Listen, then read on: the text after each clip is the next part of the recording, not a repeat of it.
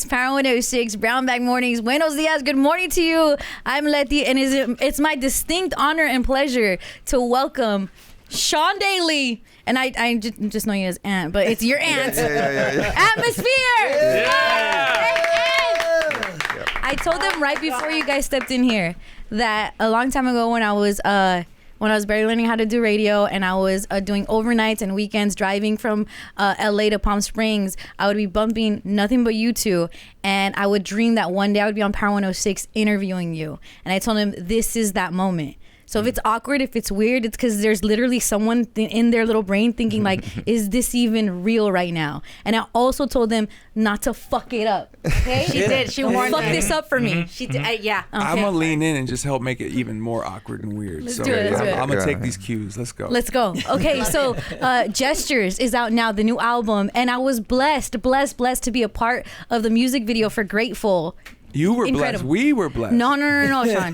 No, don't do that. for I'm real. gonna cry. Hey. One time I told him, he's like Tupac to me. He's like, you're like Tupac to me. And I just kept reliving that over and over again. And I've had the pleasure to meet you, Slug. But I want to tell you, on the set of Grateful, you were walking outside of the church. Yeah. And in my brain, I just still am like, oh my God, that's I can't say hi. I've never been formally introduced to you, but just kudos to the production work. I think the influence that you've had on not just the underground, but on music in general. I think people look to the sounds that you've created and figured out, or tried to figure out how you come up with this stuff. And I think you've more than influenced the sound of what it is to be in hip hop today. So just, I love you. I love you. All kudos to you. Too sweet. And Too appreciate sweet. Thank you. You're so sweet. Thank you.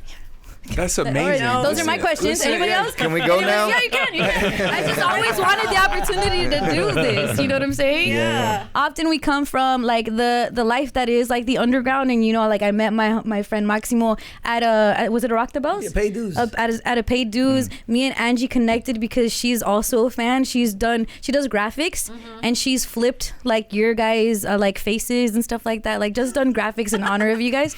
It's super cute. But like you guys are also the connection for why we have such great friendships. And like when you find that person that's the same like the fan of the same artist as you, it's an instant like homie. Yeah. I'm sure you guys have that too. I relate to all of this. That's how we connected. That's what our friendship is. We were like, we were fans of the same kind of genre of music that we didn't, there wasn't a lot of us, it felt like, at the time. So. Especially over in Minneapolis. Yeah. Who was it? Like, how did you meet? Was it in school? Was it like someone said, hey, you should connect with this guy? How was that? Yeah. We were introduced by a mutual friend, a rapper named Musab. At the time, he went by Beyond. Me and him had met through other mutual friends, and then as I got to know him, he wanted me to come and get on a song.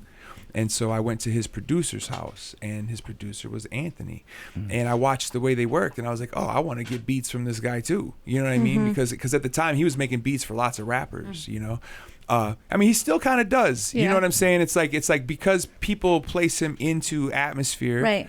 But I like to put things in easy terms. Like DJ Premier, he's like making Gangstar. stuff. Yeah, exactly. He's Guru making and stuff Premier. for other people, But at the time, I went over there just to kind of make a song with my friend, and when I watched how he worked, I just was like, that's how in my head, that's how I work. I want to try to work with him, You have a line where you say like going to Ant's house, that's the place I bury all of the weight I carry. And I guess what's that for you, like Ant, to know, like, okay, when they come record with me, I'm gonna hear some stuff. I'm gonna get some, especially from Slug, some introspective raps, and I gotta meet it with the beat.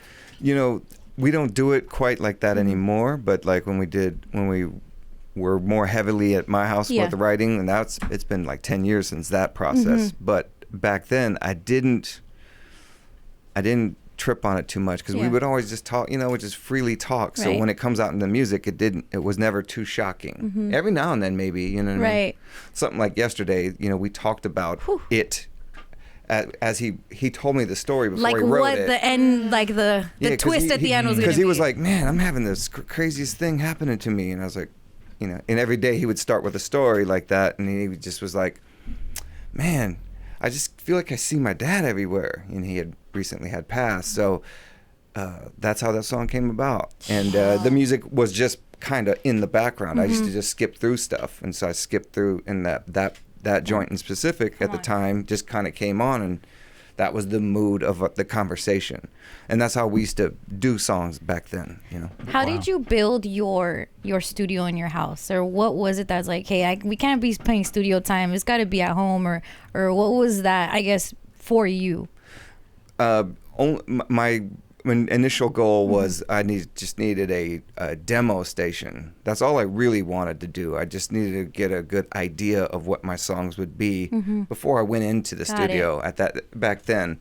And then now with the technology, it's a whole nother thing. It's anywhere it doesn't matter now. So it's been interesting. We've been around long enough and been doing this long enough to watch all the weird little changes.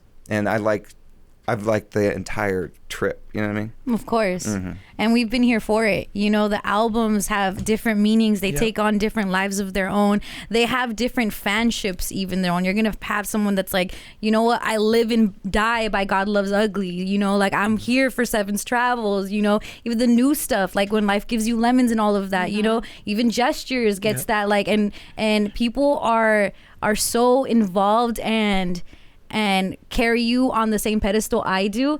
Does that get scary? Because, like, you guys don't have just fair weather fans. You guys have stans. I feel like it's such a blessing to have people connect with something that you do organically, something that you're doing because you have to do it, because you feel like doing it, because you want to express something. To have people connect, to take the time out of what they're doing to personally connect with that, kind of overshadows any of the scary stuff. Yeah. Here and there you come across something that's a little bit like, okay, I got to keep my head on a swivel right now. You know what I mean? But for the most part, that's everybody goes through that. Right. That's human. Everybody has to keep their head on a swivel. Everybody has to be aware of their surroundings. And so I don't see it as anything other than just like, that's what life is, but the fandom and I don't even like to say it like that. And I like to put it in the terms of like, these people are connecting with this music, with something that means something to them. And I have that too. I have the artists that have done that for me, you know what I mean? And so I just view that as part of your story. Like most of the time, that doesn't even have a lot to do with me or who I really am. But this music is part of your story. Those books were part of your story. Those movies, those conversations you had, that's all part of your story, And I'm just lucky to have been a part of that, if that makes sense. Oh, no, it does. Because if you weren't in my life, I wouldn't have cared for Minnesota or Minneapolis. I wouldn't have been a Vikings fan. So I appreciate it, but the influence is there. I would like to formally apologize to you for being a Vikings fan. Hey, I'm a Vikings fan too. And so when I meet another one, we all kind of like, yeah. Great colors though. Great colors. Purple and gold. They fit out here. Yeah, being in the industry for so long, like how do you guys just keep that energy of just being so always have an open arm and accepting and just like, how is it, because I know the industry is tough and you meet people and things go wrong all the time, but how do you guys always continue to just have open arms and bring people in? I know Zoo, I know Encrypt, and I feel like you guys always tend to just bring people in and give them the opportunity. I don't know if that has anything to do with the industry as much as it's just like good energy attracts good energy. So if you are noticing that you have good people around you, then give yourself some props for probably being good people. You know what I'm saying? It's like if you're noticing that you got a bunch of bad people around you, then maybe make some changes for yourself, and I see that as just, again, it goes back to this is just a life thing. The industry is a whole separate thing for me, and I've been fortunate enough to make it to a space where I kind of don't have to even work with it anymore. We created our own lane, our own rules, our own template, and as long as we can continue to focus on that and make sure that we're doing our best at that allows me to kind of like walk around a lot of the bullshit. You know what I mean? Yeah.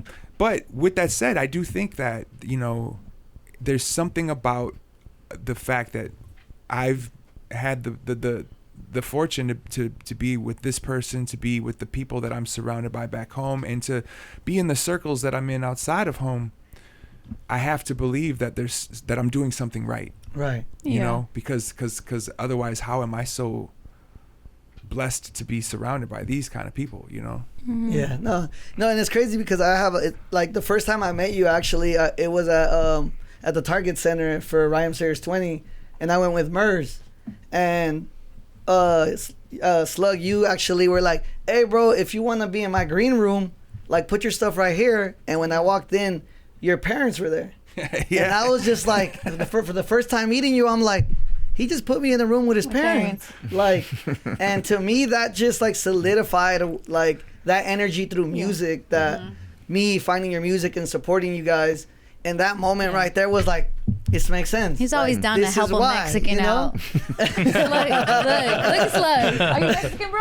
Hell yeah. Are there Mexicans in Minneapolis? Yeah, man. Oh, let's go. We love y'all. You guys are ours. You are. And I wanted to ask you, so you mentioned that like you've gone through all like the recording process changes, right? So it's like where it was like a demo, then it's like home studios, and obviously like big studios. Would you guys ever like maybe make an album on your phone, like beats on the phone and record? Because there's apps now where you can do that. Would you guys go that far, or like home studio is like far enough with technology? To me, that sounds way too far for me to get into that, but I do have a thought that I should never say never. You know what I mean? I could see doing it just like a lot of things. I start off doing something as a joke, and then it ends up my life. You know what I mean? Yeah. So be careful what you know what I mean? What you Look, do. man, I'm that dude that thinks I'm recording something and then finds out I wasn't. You can't trust me with any of these apps. I will. So cute. They wouldn't know what's the record button and what's not. Yeah. No, you aren't that old. Come on. It feels it's like just like tech just moves really fast. Yeah. So why isn't it Shazamming? And let's talk a little bit more about your influence, because you know, before people were talking about, at least to me, to someone like Kanye for being like the soul sampler and stuff like that. I've heard that in earlier Atmosphere records, and I've heard that with your production style. I guess, what is that for you, that love that you have for the different genres and different eras, and that you're like, you know what, I want to flip this and then into a today sound, give it that respect that it deserves, and then it come out to be such great hip hop music?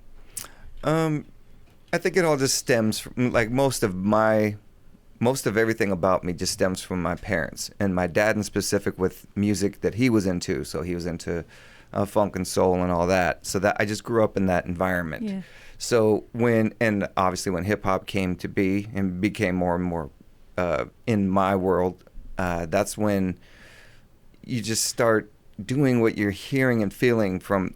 And I was never the first to do anything. You know, like sampling soul has always been a thing. So it just trickles down. You know what I mean? Yeah. I think I'm really beating around the bush with the answer it's okay, here. You want to be politically correct. Yeah. But you say with your chest, and these motherfuckers ain't you. No, you're fucking ant, bro. I see it, I hear it. You know, I did want to. Okay, let's go to another beat. Maybe you could tell me a bit more about this. One of my favorite records. And when I mentioned to Slug that I want him to perform it one day, he's like, Letty, I want you to hate that song. It's Fuck You, Lucy. I know you guys hear it all the time, but it's like, it's a breakup song. He's like, I don't want that to be your favorite song. Like, that's fucked up if it's your favorite song. It shouldn't be. Yeah. But the beat itself, it being a flip of the It Leave, Never Would You show, could I if I could never leave you. Wait, was it? It's a flip. It's backwards. Yeah, reverse. Yeah. I guess, how did you do that in the song? That was his idea, and he did that. No way. Yeah. So you showed up one day and it's backwards? The girl's singing in backwards? Yeah, because it's the lyrics to Abusing of the Rib. Yeah, and so he had it was like friends of his. But then why did you Easter egg like that, bro? Like before, like even better than Stan Lee, you Easter egged with that song that it goes back to the other record. I guess, where were you in that mind state where like, I'm going to clip this song and I'm going to put this here, but I'm going to reverse it? You know, the Easter egg thing for me kind of started with just, I would say, the entertainment that I consumed as a kid. I felt like there were connectors. You had TV shows that did it to each other. You had the comic books would have them in there, you know. And so to have that in music made sense to me. It wasn't, you know, when he was also a fan of doing Easter eggs, that's was what was special with Yeah, that, you like know? the- and his was great because when we first really started focusing on the Easter eggs, it was a vinyl thing. So at the end of all our 12 inches, we would put something that wasn't on any records. Just for a quick second, he would say something, and it'd be like you would have to have this particular 12-inch single to ever a country song to ever know. What? And so that's how we started, was with doing references, but also all my lyrics would always have references to an Ice Cube song or this. And so that's how it kind of started, by us just being like, being goofs. let's be funny. I'm going to take an Ice Cube line and flip it Yeah. in a different way to give it a different meaning, whatever. But from there, it just grew into us trying to out Easter egg each other. Oh my God, I love it. Wow. And so when he shows up at the studio and I took something and changed Yeah. it, he's like, oh, okay, I I see see it. what you did. He might like it, he might not, whatever. no, that but, was perfect. but That one the specifically. fact that we're looking at it through that lens of trying to see what can we do here for ourselves as an inside joke for ourselves. That's so tight. What's really interesting about that actually too is at the time, with the way hip hop was too, like using vocals, like female vocals, that was a different way to approach it. You know what I mean? Like those are friends of his that he had come do those words, and so, you know, the singing at the time was more over the top and more R&B style, which is all good. Yeah. But just as Atmosphere seems to do, we just do a little different. Oh no, just it's perfect. Little, it almost more is odd. like scary. It's odd. The backward girl singing, and then her backward saying, "If I could show you, you would never leave it." From Abusing of the Rib. I want to make sure that I get that right because I've been waiting my whole career to talk to you about this, and I fucked it up earlier. But like to see her flip it, it's not like you were saying it backwards, but you rapped it initially. Did you catch it off top, or were you like, okay? Nope, I didn't. Because I wasn't even there for that and which was funny because I was always there for everything. For whatever reason, I wasn't there for that, and I probably wouldn't have let it happen just to be. Like this don't make sense, Sean. It's just too much. Yeah, especially back then, I was very specific and particular about things. Yeah. So, but I walked in and it already was done, and I was like. There you go. We can run with it. We can run with it. Let me show up like an hour early to the studio. I know you said noon, but I'm gonna come through at 11 before Ant gets there. I got an idea. But it was dope. It was dope. And that's caught on, because that didn't necessarily happen in music where those Easter eggs were there. It's starting off, like, at least for you guys individually, like it started off as a play between you two. Now you're looking at albums, like for example, like a Kendrick album, and you're like, all right, what is he really saying? You know, there was, I think it was To Pimp a Butterfly, he put Braille in the covers, and you could only know what he's saying if you were blind and you could read like that. You know, those little isms and little things, right? the fact that it caught on makes a lot of sense to me, because I do think that we were children of an era where it was just kind of starting to present itself in films and comic books, which was where I think comic books kind of invented the Easter egg, right? And so I feel like, but by the time, you know, when Kendrick was 10 years old and consuming entertainment, we were all doing it. People were doing it. It was a thing now. You know what I mean? And so it makes sense to me that artists like that are I guess of today, right? It's just implementing it now. It is just what it's standard. It's just a thing. It's not even. You don't even have. You don't think about it. And that even goes for like the album covers. Like when we first were starting out, even we did like album covers that were based on like jazz record covers. You know, a lot of hip hop did that. You know, and then we just started getting a little more weirder and arty. Where a lot of people were still, it looks like you look at it, it's like a street, it looks like some street stuff. Right. You know what I mean? And then now it's like everybody's doing everything. Yeah. You like know? Slug, we're going to paint your face and be a sad clown, bro. And you're just going to sit down on these chairs. There was a time where a rap album had to look like a rap album. Yeah. You know, you go in there and you pick it up, and if it don't look like a rap album, you ain't buying it. You know what I mean? Because that was the first thing you seen was how this looked. And I do think we were part of the first era of people who were like, nah, I want this to look like a Bob Dylan album. Come on. Wait, did you ever buy the chains or anything? Like an Adidas suit or something? Like? Oh, I have all that, but that was for videos. Oh, okay. I would always, I would put on costumes for videos. I need Slug in a grill. Oh, I got a grill. I mean, it's a real cheap one. You know? I wear the ones that everybody else has. You're not wrong. Oh my gosh. I guess like going into the the new age of what rap is today and where you guys lie, I do think that it's so important to understand that you're still here, and you wouldn't still try to compete. You wouldn't still be making music if you're not still trying to compete. I guess that of like, hey, however the times are, atmosphere is gonna be here. What is your place, do you guys feel, in hip hop?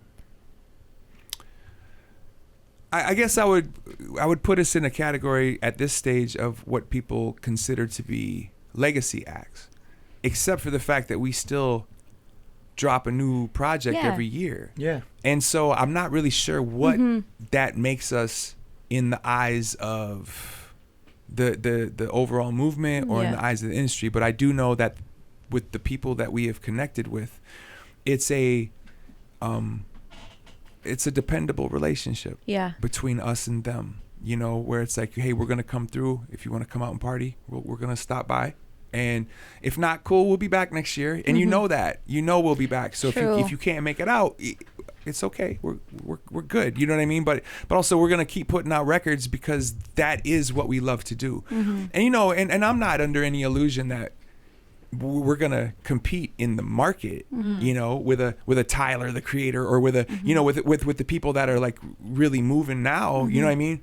But that's not the point. The point for me is we tour as a job so that we can buy ourselves time to do the things that we love. And one of those things that we love is to make music. And so when we go home, that's not a job. We make music for fun. We make music as the escape, as that's what we do for pleasure. Right. And so it's like I'm either making songs or I'm hanging out with my children, and that's why I work my job. I work my job just like anybody to be able to pull together the resources and to afford yourself the life that you want, you know. And the life that I want is time to make music and to hang out with the kids, you know. And so I feel like I don't know what that makes us in the eyes of the industry, but to me, it makes me a good role model for my children. It makes me a good role model for myself. You know what I mean? Like, and so for me, it's important that I'm able to still do this the way that we do it. So when people are like, "Wow, you've been doing this for 30 years. What's the takeaway?" And the takeaway is like, "Hey, if you are stuck in a job for 30 years, you have to figure out how to make it actually make your life better." Right. You know what I mean? It doesn't matter how much money you're making. You got to figure out how to make your life better regardless of what that is. You know, you got to figure out how to take those resources and apply it to your life in a way that allows you to feel like you are living a life. Because otherwise, just like everybody here, we're all in a system that is supposed to, we just had this conversation last night. We're in a system that's supposed to keep us activated to consume. Yeah. And so we are struggling to work, to consume. And it's like, but what has that got to do with enjoying your time with your quality people? of You know life? what I mean? Yeah. And so that's really what I'm trying to, that's the code I'm trying to crack. You know what I mean? Oh, and that's a perfect answer. Yeah. I feel so bad for getting you guys off Bear Share now.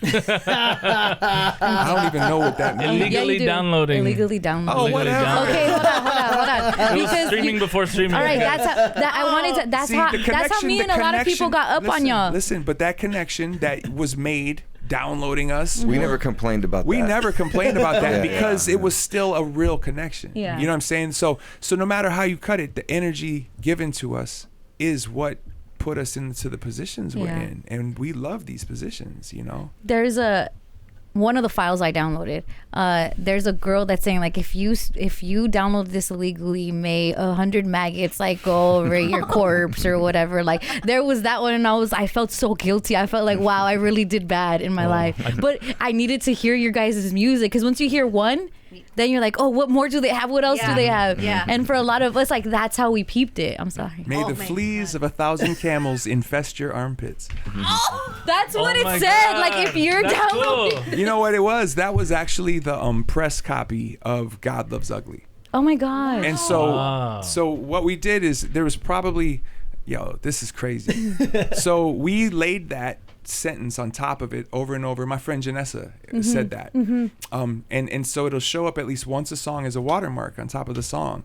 But also we would lay the name of the person who we sent it to. So we did so separate. you knew who did the we leaking. would see. So we would know. Smart. So Genius. I mean, back then it was crazy because of the amount of resources it took to print those individual CDs, to spend the time for over, for hundreds of journalists. It was because really they had to hear it to review it and stuff like that. But listen, then they Virgo shit. I'm saying we were tripping, and that's another conversation that we were having last night. Some of the stuff that we've done as an independent rap group, we had no business doing, but we would bring an idea to the Rhymesayers and be like, what if we did this? And they'd be like, that's great. And we'd be like, all right, let's go.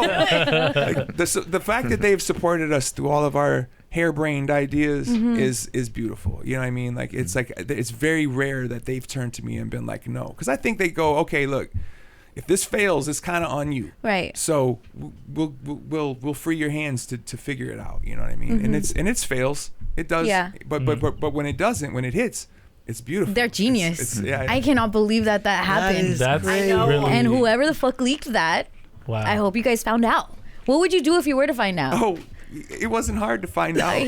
No, but like, what would you do to said person? Nothing. Don't have to. Because everybody knew. So all your peers and contemporaries. No, it's you, a little leaker You're over a there. leaker. It was just. You're over there leaking. It was more so like shame on you for Shame. leaking it. Shame. I mean, because here's the thing: the shit's gonna leak, especially back then. Yeah. Nowadays, they managed to keep it from leaking by just dropping it the day after they mastered it. True.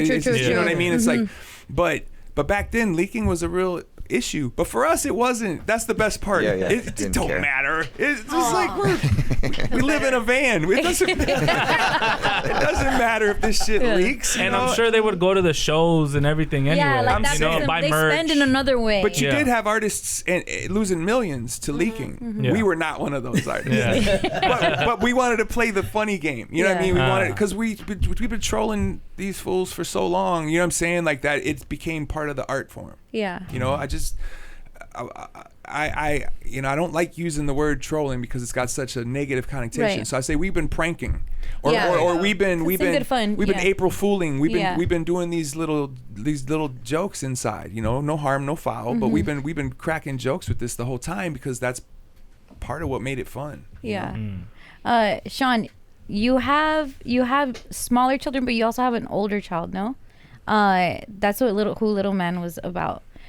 Does he have any aspirations to like get with Ant in the studio and talk shit about his dad?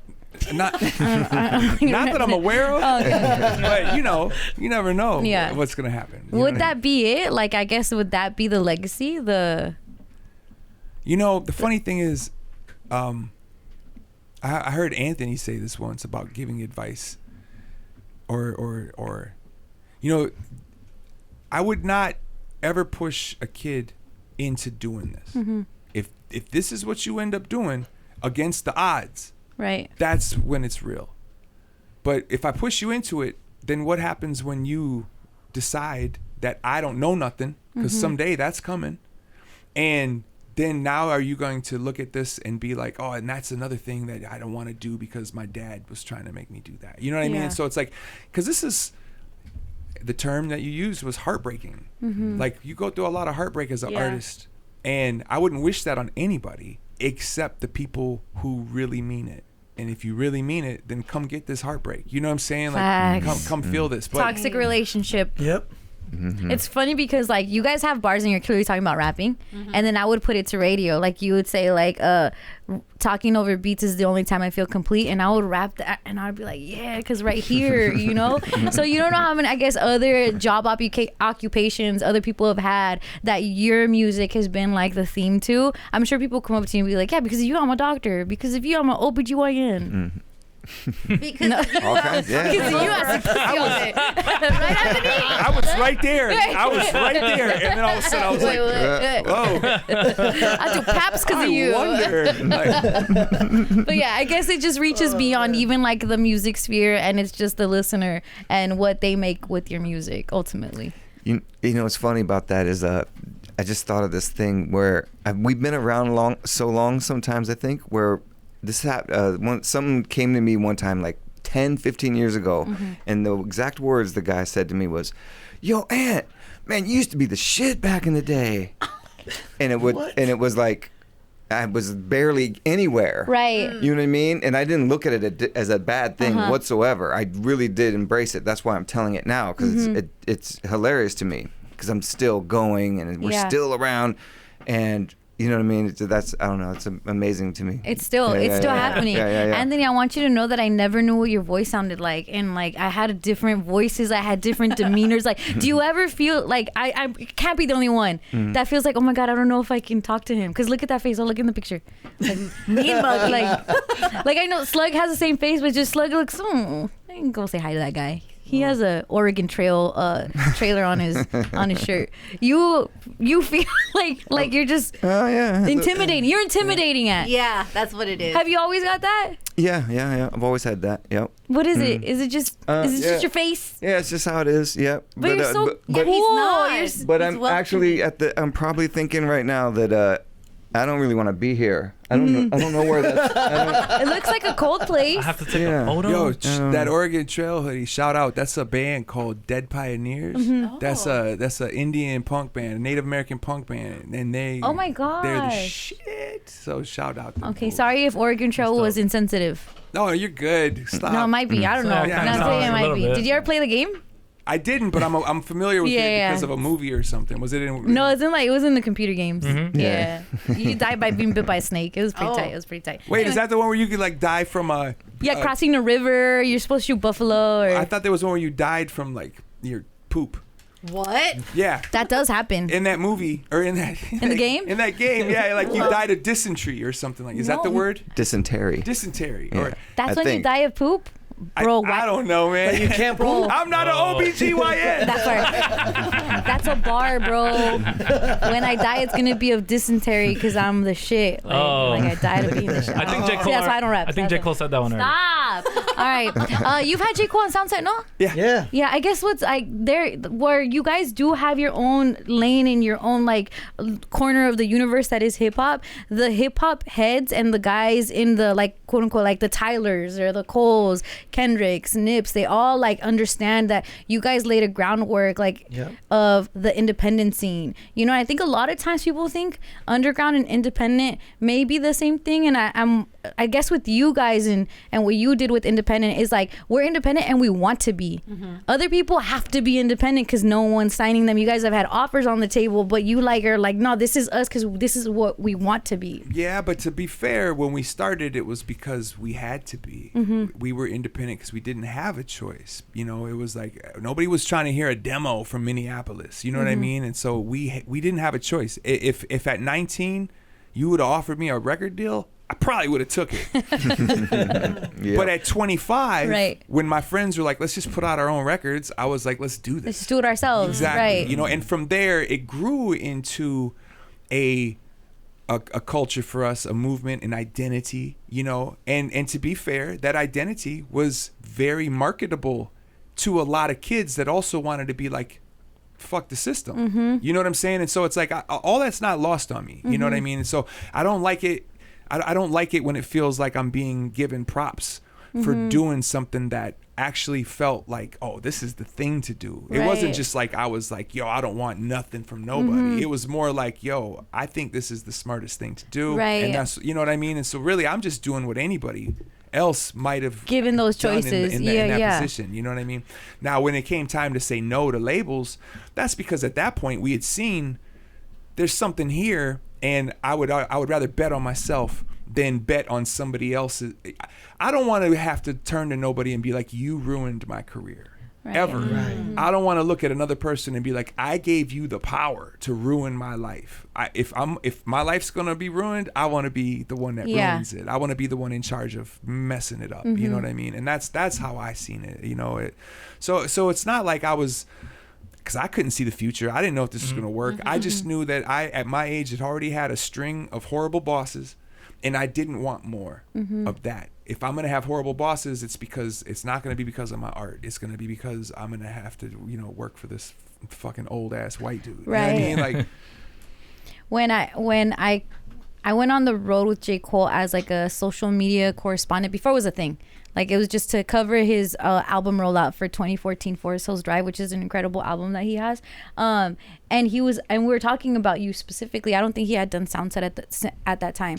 But his like reverence for you, who's like, that guy's got it right the whole way around. So at least even with your guys' stumbles and falls, the example that you've set reaches even these guys, you know, that for lack of a better term may be more mainstream. And I'm just wondering, like, have you had those connections too, where it's like, maybe by wherever we like our subject matter or whichever quote unquote lane we have, we probably shouldn't connect, but we do because we kind of see each other like with respect. I think so. You know, I'm still always shocked when famous people know who we are. Like it's like, that's not even a joke. Like I'm still just like, whoa, that guy was really nice to us. Yeah. You know what I mean? Like it still just kind of shocks me, because at the end of the day, I still feel like a 15-year-old who wants to rap, you know, for a living. That's tight. But when the conversations happen and I can see that there's the mutual respect and reverence for each other, and we recognize what the contributions that each other has made, that's when I get to actually kind of feel like, oh, this is tight, because even if we don't ever talk again, the connection that we share is it's beyond this world. It's just it's the same as the artist and audience connection, you know. It's like there's a connection here. There's a language being spoken that doesn't have anything to do with the words. It's all about how you felt upon listening to this thing that somebody made. Because you guys got aura. Did he say? We've been talking about aura. Really? Yeah. We've been talking about Y'all aura. got it. If I took a photo in that aura thing, you guys would be like, Ooh. something. All right, that's tight. 'Cause I don't want to be one of these aura deficit people No. Yeah, facts. out here walking around with minimal aura, or they in aura debt. I don't want. No, we don't want that. Or you don't want to go aura farming. It's a new word I heard. Aura farming. Aura farming Oh, is when no. you do stuff to try to get people to like you, but it's not really you, or like you do good deeds, so people are like, "Oh, you're such a good person," but you're doing it for the aura points. It's Wow. weird. Oh my It's the whole thing. It's the whole thing. It's the whole farming. thing. Anthony, it couldn't be us though, huh? Oh It couldn't my be God. us. No. I had a question. Did Prince influence your guys' independent spirit? Because, you know, he was like obviously signed to like The Machine, all the, you know, labels and stuff like that. Then he kind of rebelled against the industry, and it went pretty well for him after that. You know, he had I'm gonna probably say this word wrong, but an omnipresence that was part of every part of me, and so I see think- your phone case. Yeah, I think that my phone case. Even. I think that Is it purple? Yeah, It's, it's it's a Prince. whole. Look. Oh, so wow. It's I'm a fool. I got. The internet got me. The internet got me. I think that, yes, I think that his desire to find a way through with the least amount of bosses as possible, you know, was huge to me. And maybe not in real time did it affect me and make me make choices I made, but there was definitely, it probably got into my DNA and you know, but everything he did because I was that age, you know, from the time I was 9 up until 90, his influence has been just his aura. Omnipresent. He's got a lot of aura. Oh, Yeah. Prince Oh, had a for sure. lot of aura. He had the whole farm. He didn't have to go farming. Yeah. All right. He owned it. Did either of you ever have an imaginary friend? No. Slug, please say yes. Did you ever have an imaginary friend? I mean, Oh, he's judging already. It's I don't know if I had one in the traditional sense of like, this is Ike that nobody can see, right? But well, you knew you're imagining. I imagined that I was people's friend. Oh, I imagined people who I thought were cool, and then I imagined my way into friendships with those like people. manifesting? Because did it happen? Yeah, it's manifesting. I if you want to use that phrase, Yeah. whatever. I don't know. All I know is that it's how I made it through as a kid. It's how I made it through school. It's how I made it through without getting jumped too many times. It's how I got through all of my hard knocks, was to become friends with the people that I seen as like either tough or had aura, or you know what I'm saying. Yeah. And so as I would figure out how to make them people laugh, I would figure out how to make them people see me Right. and hear me, but I would have to kind of like imagine it first. Yeah. There has to be like some strategy involved to like getting friends. I mean, like when you were younger. I would say in a weird way, that's how I got to know him, because when I met him, I was like, man, I want to work with this dude. And I start thinking about it. I start imagining like, what would that be like? You know what I'm saying? What was the icebreaker? Did he make you laugh at? No, but I've told this story before. But the big thing was when we were working on that song with Musab. He was looking through my records and he was like, "Oh, you got this Tough Crew record, right?" And it was like, no one knew what this was at the time. It was like everybody was moving into the '90s, very hardcore, you know. And this was from the '80s, and I was like, "Damn, you know what that is?" And then I was like, and I had two of them, and then we started talking about something else, and he had 2 copies of Jungle Brothers' first record, and I didn't have the actual vinyl, so we traded. I gave him one of my Tough Crew, and he gave me that, and that was. And I knew right then and there, I was like, oh, that's my friend now. Yeah. You know what I mean? Because I didn't have that. When I moved to Minneapolis, I didn't have anybody that was in my frame of reference. All the guys I was working with, I was 25 at the time when I met him. I'm already old. So I was meeting guys that were 18. Yeah. I'm working with 18-year-olds. They don't even... Nor do they want to or even want to dig in the crates. It's like, you play me the beats, sir. I'm trying to be Biggie or whatever. You know what I mean? Where's the juicy sample, Yeah. So I was like, no, it's a Tough Crew thing. Yeah. You know? And he knew what that was. So. Did you really know? Oh yeah. Okay. Or was it We're the same. We're the same age. We're from the same. You know what I mean? Same feel. Yeah. Okay, I say imaginary friend because 1, I had one, but that's neither here nor there. They tell me it was actually a ghost. But 2 is that like you have these figures that you've created in the music, you know, not to be like left out, like someone like Lucy, but also like I mentioned to you before, like The Last Starfighter, or these little things where clearly like even Sad Clown, you know, like that I guess that character that comes into play, to be able to like bring them into music. I was just wondering, like, if you've always had that, like, you know, I'm going to create a thing, a whole personality, a whole character.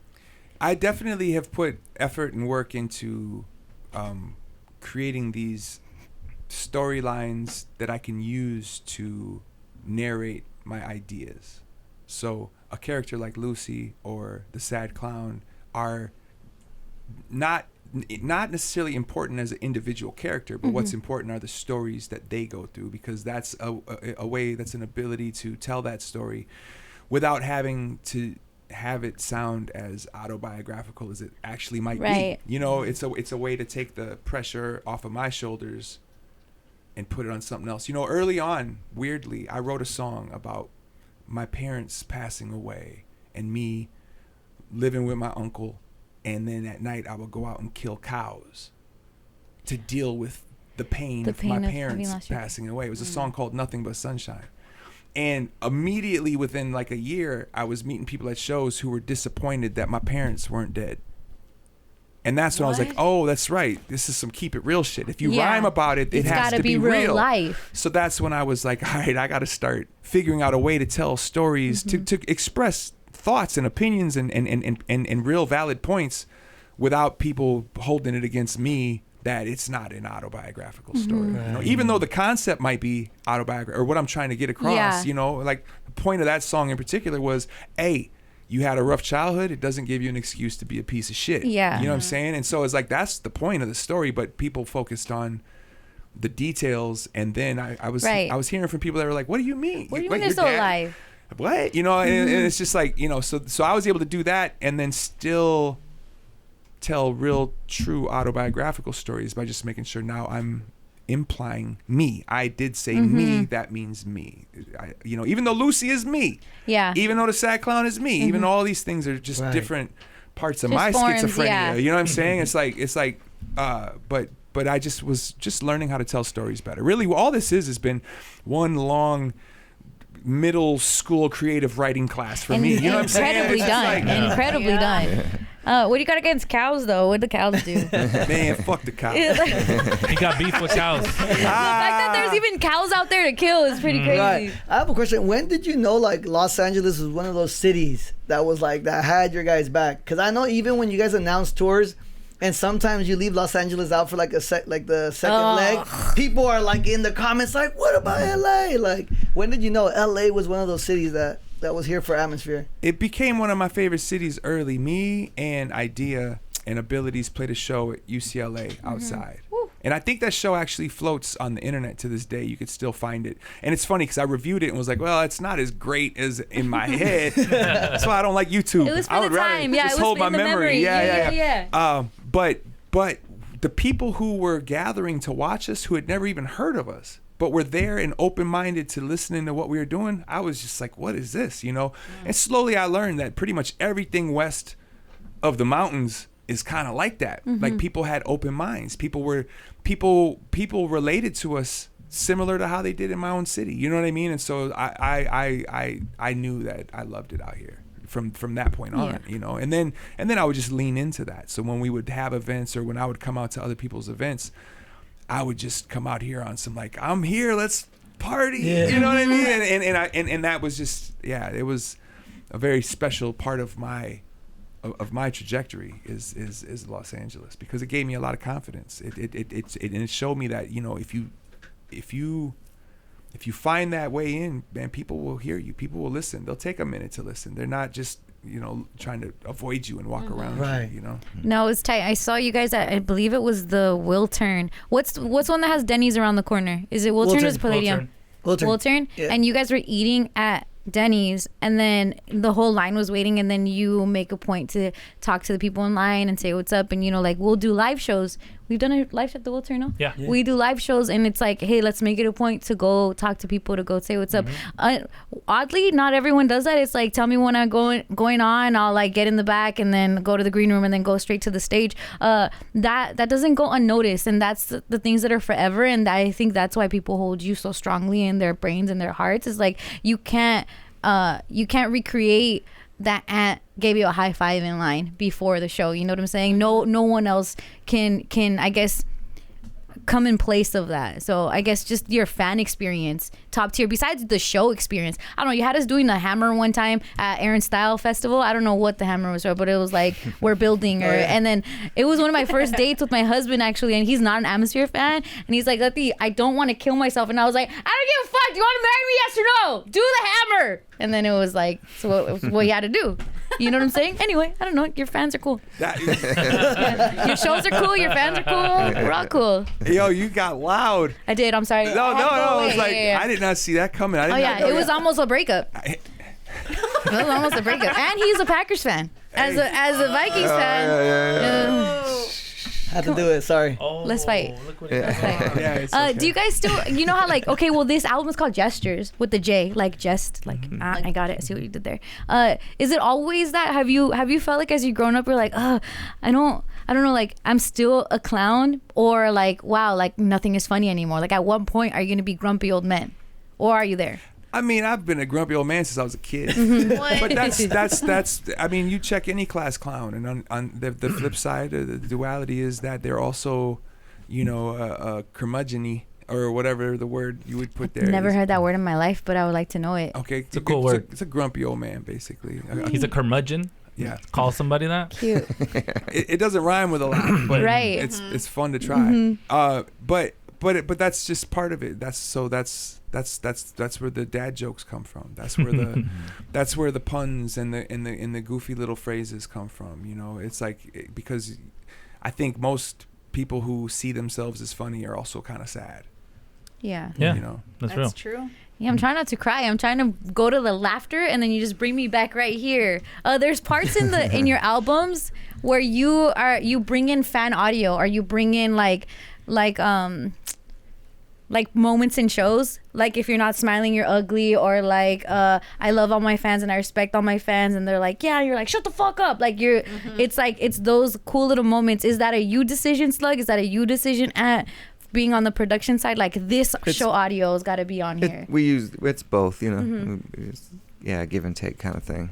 Yeah, depends on the song and what the album structure is. Would you be mad if your guys' stuff was sampled? No, it's happened. Yeah, it's great. We've sampled you guys. It's great. Yeah, can I show you? Yeah. So we have this segment on our show where we gossip, right? Because Yeah, people like to gossip. Yeah. I'm sure you guys like gossiping. All right, hold on. Follow me now, because you made it your way and you said you were fine with it. Let's go. And so we call it Sombra Sala, which is a Spanish translation of shade room. Like, so it's like, okay, we're gonna gossip here, right? And this is my number one gossiper, my girl Angie over here. Also, But we like gossip. loves atmosphere. I do. And so we flipped her intro. And I don't think people know it that it's you guys, but we like it's kind of like a if you know, you know. It's an Easter egg. Yeah. Yeah. Play it. Hey, what are you doing over there? I'm just standing. Come here. Sombra Sala with Angie. Because it felt like those girls were nosy. Yeah, Yes. yeah. And That so, was- yeah, just. No, that's thank tight. you. That was a good flip. I think Yeah. that was good. Send the cease and desist later, but Nah, you said you were fine. I have you on record. You got it. Yeah. It's a whole thing. I wanted to ask you, okay, so the name atmosphere, 10-letter word, where did that come from? Like, is it numerology, like 10 letters, 10? How do a slug and an ant mix and create an atmosphere? None of this stuff means anything, and it's not related to each other at all. So, ant comes from Anthony. Anthony. Yeah. Slug comes from Sluggo, which actually came from Lil Sluggo. Oh, because Pops is. So it didn't. This is just an accident that ants and That slugs. you guys are little insects. Yeah, but slugs aren't even insects. Oh, yeah, true. Mollusk. You're a mollusk? I don't know. Oh, it's a mollusk. I don't even know Yeah. if I'm saying the word. Do you know how to say slug in Spanish? No. It's pretty crazy. Let's hear. Baboso. But that's Baboso. also like a mean bad thing. word. Like when someone's Yeah. acting dumb, you call them baboso because it kind of can mean like, it kind of can mean like they're drooling. I'm with it. Like baba is drool. Yeah. So It could also Oh, be like- that's game changer. baboso. Baboso. Yeah. Dude. And ant is hormiga. Yeah, I like it. Big Yeah. ant. Oh yeah, well I don't know. You guys make it feel like everything means everything, and then we got it like there's That's seven good. tuple like entendre, and then we're just trying to figure it out. I think that. Look what you did to our brains. But I think that's okay because But I you're think supposed that's to do that, that's yeah. yeah. That has nothing to do with us. That's part of your world. You Yeah. know what I mean? And I feel like I did the same thing about stuff Prince said on his Yeah. records. Yeah. You know what I'm saying? It's like that's just kind of part of the lore. Thank you for that word. Yeah, you have a lot of lore. Yeah. Lore, there's lore there that we can't control. stop teaching them stuff, okay? There's so He's much. teaching them like new words. Yeah. Pretty cool. And we don't get to Atmosphere control lore. that lore. Yeah. Mhm. You know what I mean? Like that's it, just like the songs. The truth is, we don't get to control a person's interpretation of True. the song. We just make the song, and whatever people do with it, I can't make them like it. I Yeah. can't make them. I can't let them know this is no, that's not what The Waitress is about. You know what I mean? Like I can't do that. I have to just let people have what they get. You know, and Do you guys check out the Reddits though? Like the fan theories, who and Lucy stuff? is, all that. the funny thing is, I just got on Reddit like a couple of months ago. I got the app. Really? Don't do Yep. it. Was it because of It's Zoo? made for Nah, but They've been on there talking about you for years. here's the thing. it's made for curmudgeons like you guys. When What are you- they called? Curmudgeons. Curmudgeons. When you get on, you do a few things like you go, oh, these are the things I'm interested in. Yeah. Music, Yeah. science, whatever. You know what I mean? Like, and you click these things. Already within 6 months, the emails that I'm getting from Reddit are about weird shit in Minnesota, atmosphere. Like somehow I got into the yeah. So my email, Algorithm. so I get an email once a day from Reddit that'll be like, here's 5 Top things stories. that we think you're gonna be interested in, and it already read me, which makes me want to throw the app away. Yeah. Because I'm like, I got family members that have known me for 30 years that can't read me like this True. Reddit Like the algorithm can. You know what I'm saying? Like that, Yeah. I'm like, yo, Have you? Do either of you have ChatGPT? no. Oh, okay. Yeah. Once you have ChatGPT, it's gonna happen. You're gonna Nah, get my it kid out. won't let me. He says that every time you use it, Yeah, it uses it's- up a certain amount of water Yep. Oh my gosh. Yeah. because of how much heat. It's these- taking in so all it the re- it the requires- processors and all of Yeah, that. it Yeah, requires. And so my kid's just like, don't Don't do it. Don't do the AI stuff. Please stay off it. Because you can So- ask Will.i.am told us, ask AI what it thinks about you. And it'll have an answer and it'll read you. It'll read you back based on the things you're searching. It could tell you like you're this way. It could even say, do you want me to guess your zodiac? Based off of all the things that and it's right. Ask scary. Will.i.am what he thinks about AI using all that water. True. True. He'll want you to use his AI because he created another AI. Oh, that's Yeah. good. Yeah. It's a whole thing. It's a whole thing with him. Yeah. Who's your favorite people to, like, I guess, be stuck in a green room with and have combos with? Because right now you've been on festival shows, you've had your own shows, the lineups have been crazy. Like, even just seeing like you were on the road already with Lupe and Cypress Hill on the Far Side. Like, I guess, who's that one? Like, if we have to share a green room, or if there's time to fill, these are the people that I love talking to. Oh, there's so many. You know, like, I love sharing green rooms with, of course, people like Brother Ali and Merce. But Farside is great. Yeah. You know what I'm saying? Cypress Hill, great. Lupe, great. You know, it'd be harder to name people I wouldn't want to.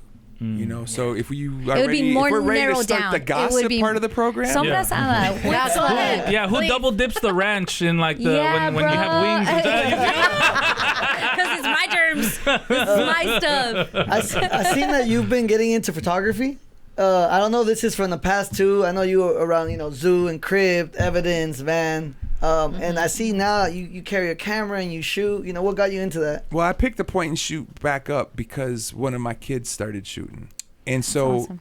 I'm like, if I got to drive you to the processing spot to get your film developed once a week, I might as well be developing my film too. Because I had a lot of old film that had never gotten developed. And, you know, a friend of mine was like, how old is it? And I was like, oh, some of those 15, 20 years. He's like, you know, the film starts to bleed. Yeah. It starts to do weird stuff. You should develop it because the pictures are going to have crazy effects and flourishes. So I was like, oh, cool. So I did, and it was dope.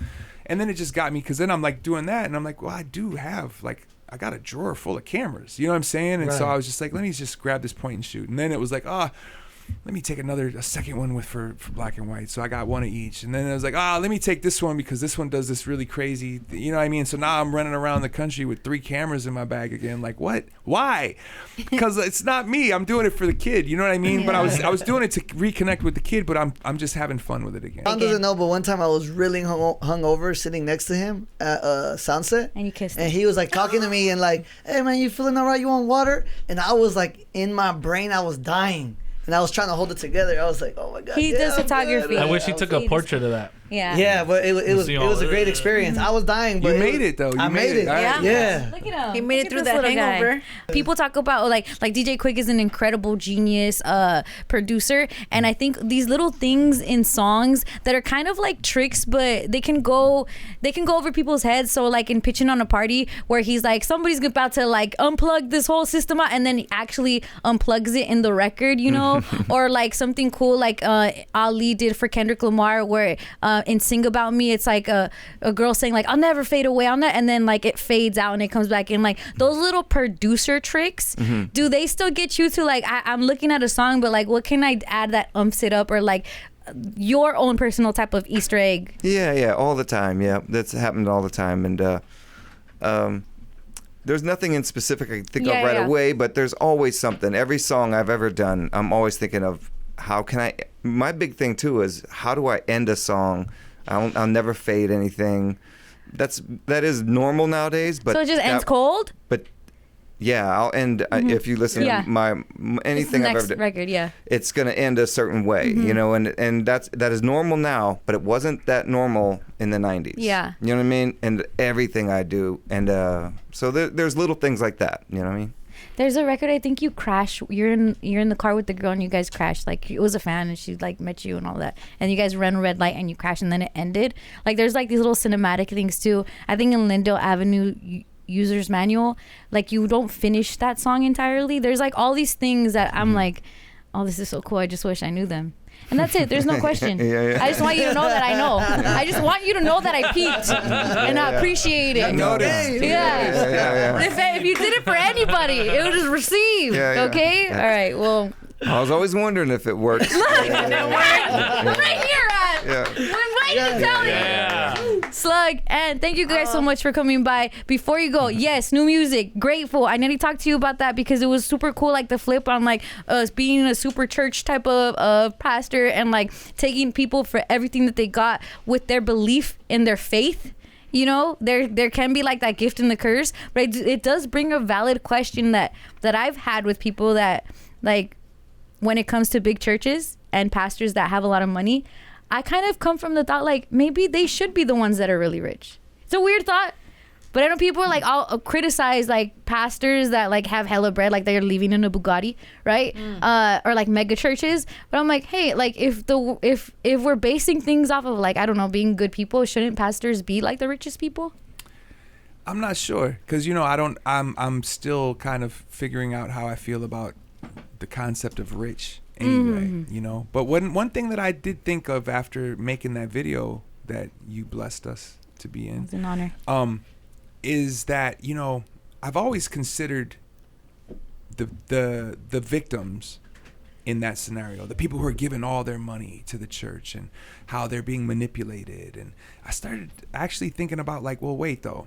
Like, they are giving their money for something they like believe in. Yeah. Like this is like, and I can't judge whatever they're thinking that got them to do that.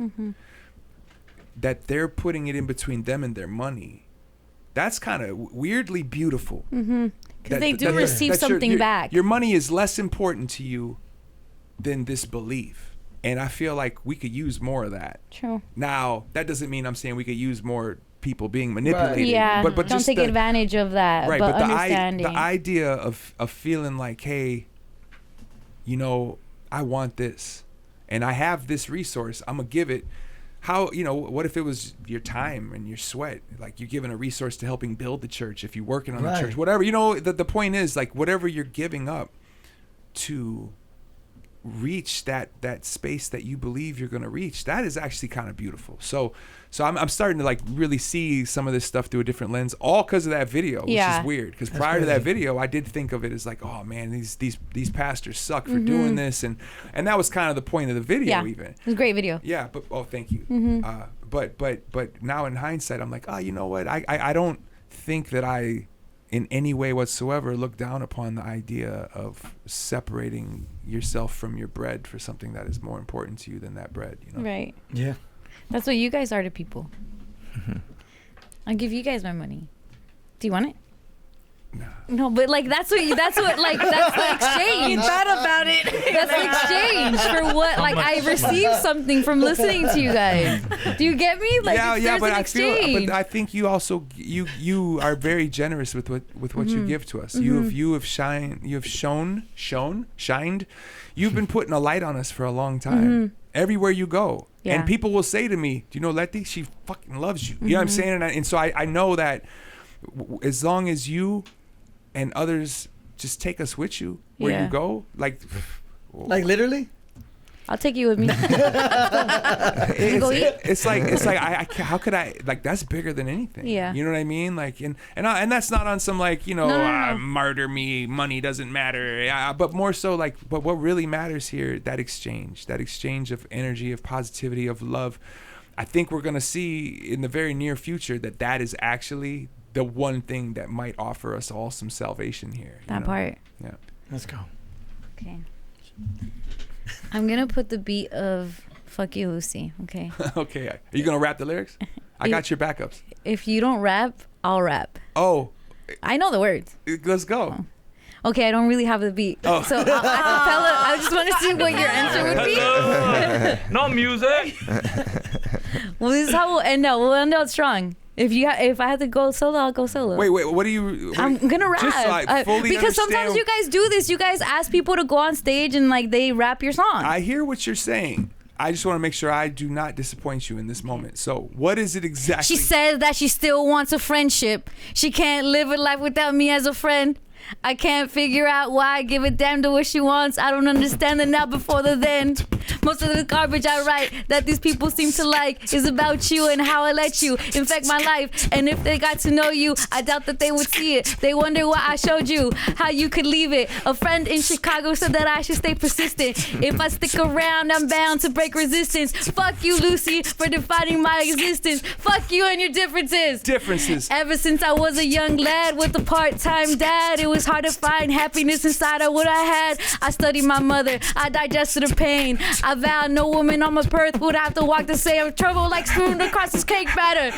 And I spooned to mix this cake batter. And I travel with feel so I could deal with touch. It's like that. Thank you very much. Fuck you very much. Ah! Wow. It's like, do the second verse Slug. I don't know the second verse. Yeah, you do. Second verse.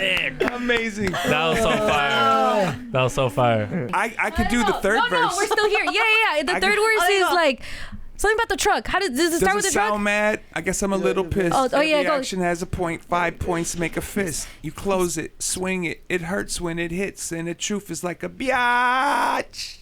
But if the boot fits, I got an idea. You should get a tattoo that says warning. That's all, just a warning. So the potential victim can take it left and save breath and avoid you. Sober and upset in the morning. I want to scream, fuck you, Lucy. What? But the problem is I love you, Lucy. What? So instead, I'm going to finish my drink and have another while you think about how you used to be my lover.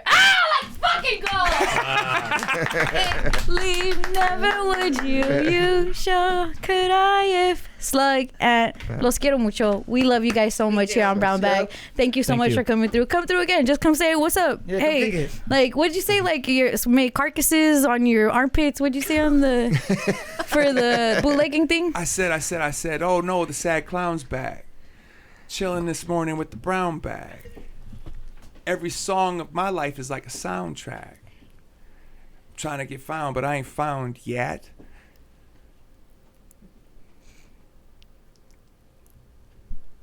I want to give a shout out to Doja Cat. I hope she gets the Grammy for those vocal stacks. Who said that? Greg. Greg, where's Greg at? He's not here right now. God He's damn with it. a fat cat. He's with a fat cat. That's how we feel all the time. Yeah. God damn it, Playing boom Greg. bap. Let's go. I appreciate you. Whatever you guys need. We can do other things. Anything. You need your toilet clean. You need some trimming in your lawn. We got you. You need something. You need graphics. I'll do them for made, free. Everything. See, this is how the mega church work. I The know. churches are, Take it. take everything. You guys are making my smile hurt. Slug and Atmosphere. Give it up. It's Brown Bag.